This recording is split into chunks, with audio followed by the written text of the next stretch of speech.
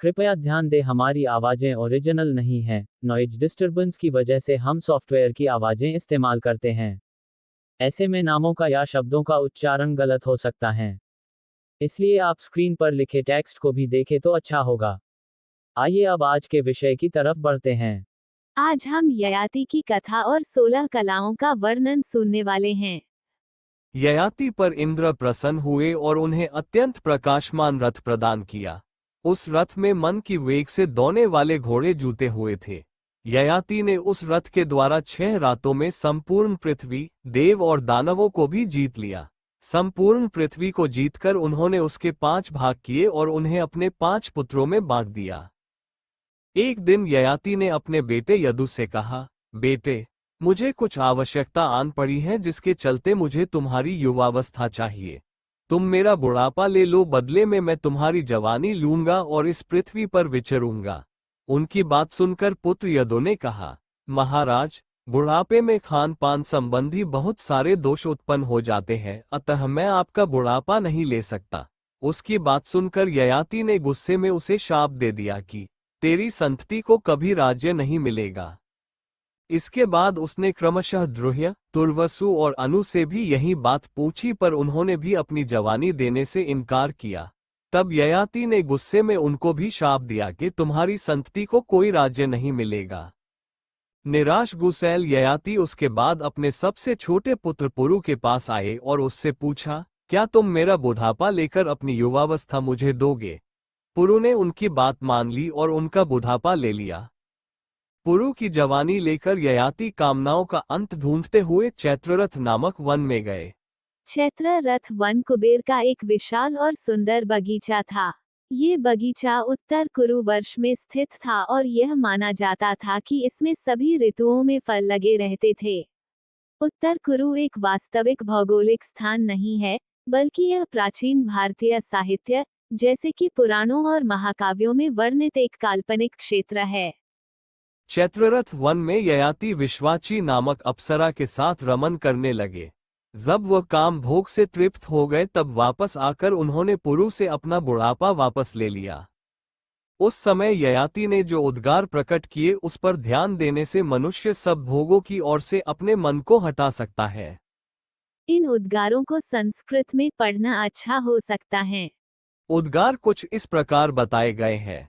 भोगों की इच्छा उन्हें भोगने से कभी शांत नहीं होती, अपितु घी से आग की भांति और भी बढ़ती ही जाती है। इस पृथ्वी पर जितने भी धान, जौ, सुवर्ण, पशु तथा स्त्रियां हैं, वे सब एक मनुष्य के लिए भी पर्याप्त नहीं है। ये समझ में आकर विद्वान पुरुष उस मोह में नहीं पड़ता।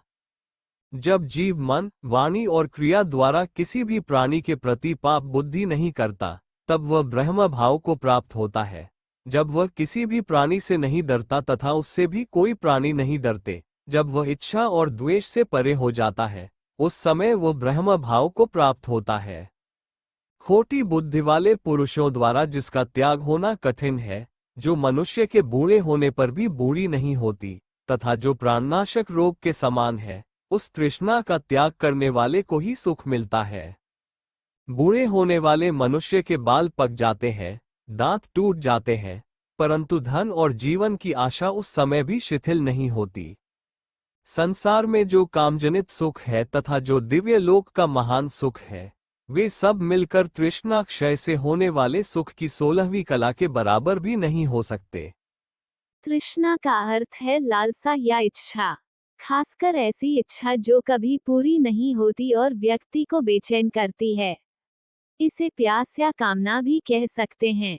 बौद्ध धर्म में तृष्णा को दुख का कारण माना गया है और इसे 3 प्रकारों में विभाजित किया गया है।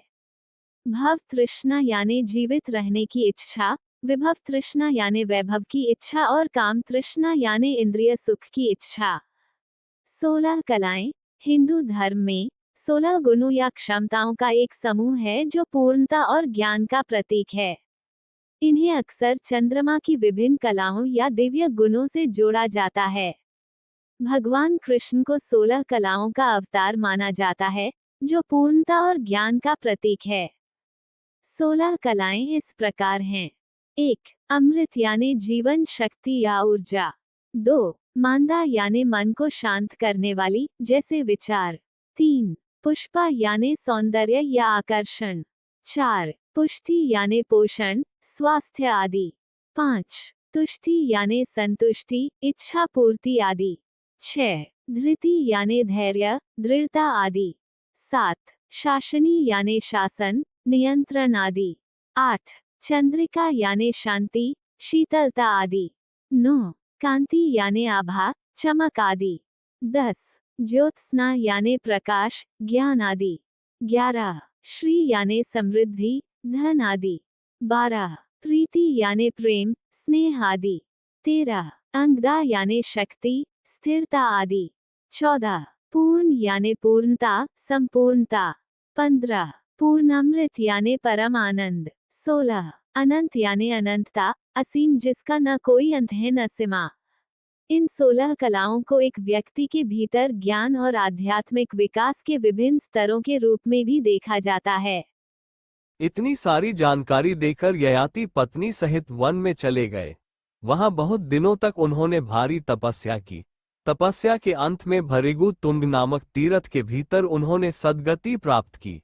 महायशस्वी ययाति ने स्त्री सहित उपवास करके देह का त्याग किया और स्वर्गलोक प्राप्त कर लिया। भृगु तुंग तीर्थ, जिसे भृगु तीर्थ भी कहा जाता है, भारत के उत्तर प्रदेश राज्य के बलिया जिले में स्थित एक महत्वपूर्ण धार्मिक स्थल है। ये स्थान महर्षि भृगु से जुड़ा हुआ है, जिन्होंने यहाँ तपस्या की थी। आज के लिए इतना ही, हम फिर मिलेंगे अगले वीडियो में।